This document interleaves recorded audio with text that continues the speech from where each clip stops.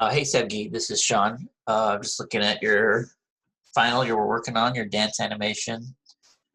Your question was, how do you got some poses in for this action. How do you retime it to match your video? So I like to use Keyframe Pro for this because you can get frame numbers. See how it's like got numbers on the bottom? You can right click and get time code. But the frame numbers, you can technically count these numbers out if it's on YouTube because you just do period or comma. QuickTime also has frame numbers if you're using QuickTime because I saw the movie was .mov. I prefer Keyframe Pro. You can download it off the internet at this website. I don't pay for it unless you want all these features. It's up to you. There's a demo version you can use. This is the demo version. It's got little demo in parentheses. So anyway, now we have to retime stuff. So this video starts at 1, which is the starting pose. And then let's see, what is your first frame? Your first frame is like an up. So I'm trying to find a good, so there's like a step forward and then a kick. That's your frame 4. And then let's go to your video. I think I can press arrows, hide you and you. Oh, this is pretty slow. Oh, this is 60 frames per second, this video. So just to make life easier, let's just switch this to 60 now. But man, it already retimed it a little bit, but you'll notice your keys are on off points because it's like the lines in the middle.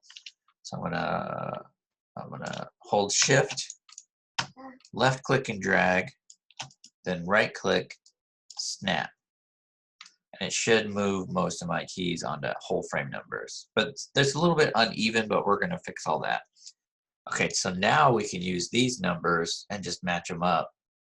So there's that tap you started with, and then up, and then bam, that's that keyframe. So 42 is tap.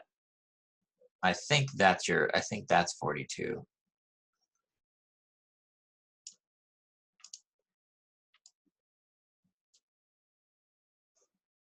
Two kicks and then back. Let's see. Oh no, that's your second kick. So your first kick is a little subtle. I'd make that bigger, but because I couldn't even see it. Okay. Okay, your second kick. It's cool how they're all have the first kick. Look how well everybody's timed together. Anyway, 65. Okay, so the first kick's at 65.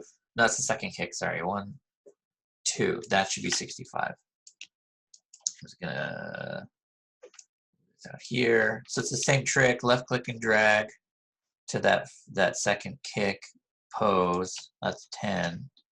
Move that all the way out to 65. So I'm trying to move that first keyframe to 65. Bam. Okay, so we know that key is keyed correctly. And then when is the first kick?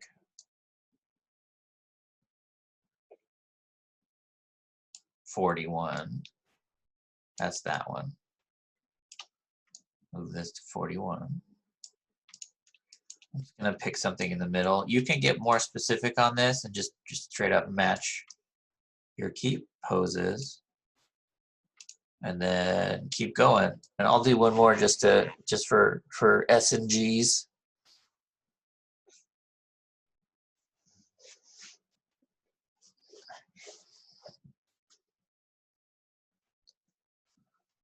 So that's the back. That's 94. There's 2 taps on that. Let's do the tap out. 145. And then what's your last keyframe? So you got to this. So we'll do this hit here. 80.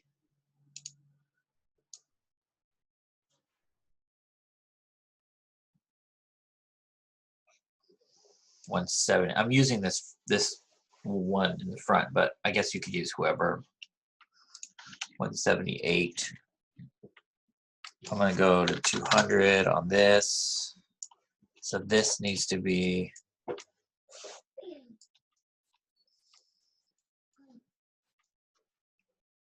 178.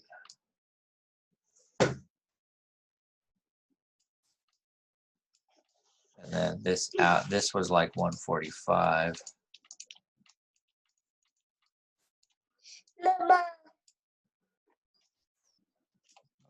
But hold on, Patrick, what's Elmo? There you go, buddy.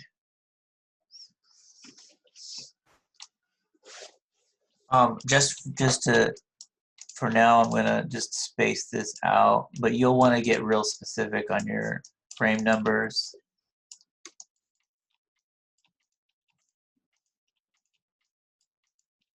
Because it won't feel right until you really get those frame numbers. Oh no, I think this is 45. The other option is you can click to move this to 45, middle mouse drag, then hit S, then right click here and delete. So we basically moved it over there that way. But I like just dragging it. And I'm sure this would go probably like this or something.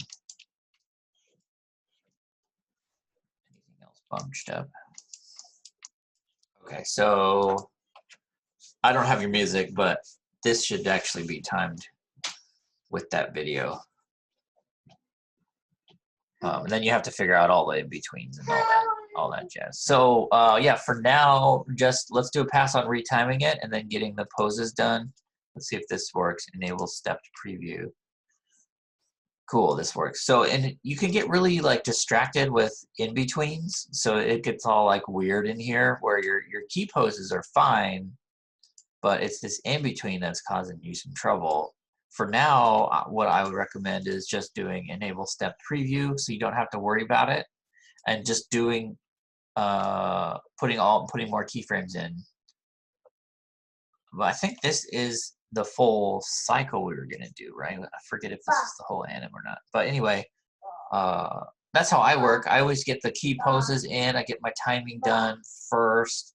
So I'd probably put some more poses in here somewhere, and then I'll start worrying about the in-between positions.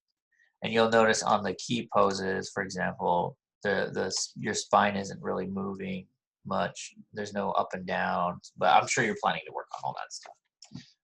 Anyway, so that's how you can retime your scene to match your audio. All right, good luck. See you later, Sevgi.